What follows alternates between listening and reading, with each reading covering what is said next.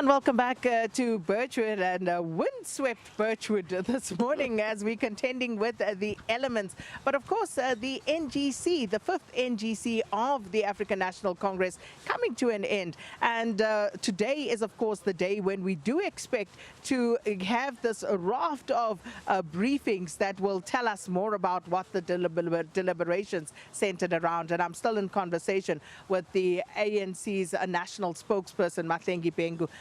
Ms. Bhengu, just to get back to, the deliberations here, and South Africans, of course, waiting with bated breath, understanding that this is a midterm review, but given the shifts that have happened in the political landscape, people are, quite anxious to hear what the ANC would have decided on various matters. No, absolutely. We are having a briefing at 10 a.m., which is going to provide feedback to South Africans about some of the conclusions we are arriving at in as far as analyzing the state of our nation, in as far as analyzing the state of the world, the geopolitical environment in which we operate, and we can't insulate ourselves from what is happening without understanding it, and therefore what is to be done. So we will have that conversation at 10 with members of the media, and of course it will be live. And so South Africans are asked to join in and to log in wherever you are. And later on in the day, we are going to be bringing in a panel of key ANC leaders that have been shepherding various discussions from local government to elections, to the state of the economy, the Economic Transformation Committee of the ANC, and all of those coming together in the form of a panel to provide that kind of feedback.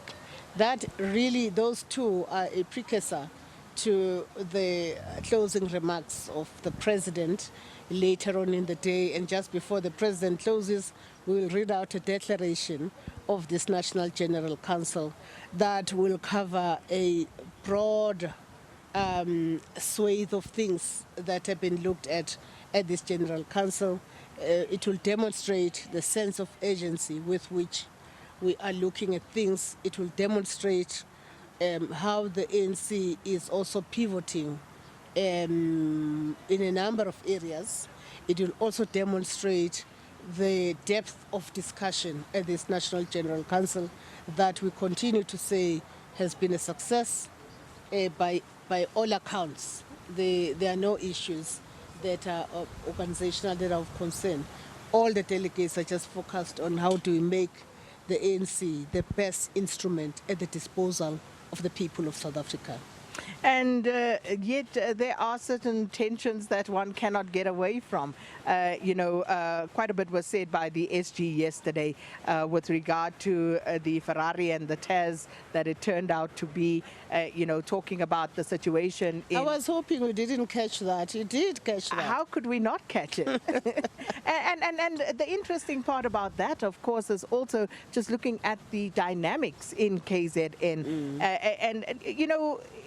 What are we to take away from what was said yesterday and what the ANC is to do about that situation ultimately?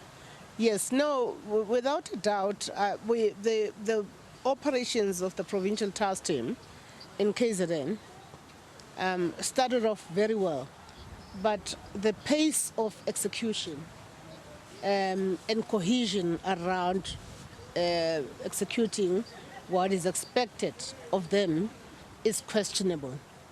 So there has got to be an intervention. I really would leave it at that because... The way in which it was communicated, though?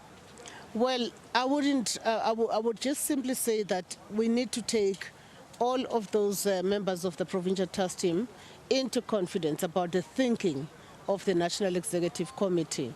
But indeed, there has got to be a major shake-up in order for us to reposition ourselves in KwaZulu-Natal. We want leaders that are less invested in, because remember when you appoint a PTT, ideally you're wanting people that are not really interested in being elected into positions, ideally.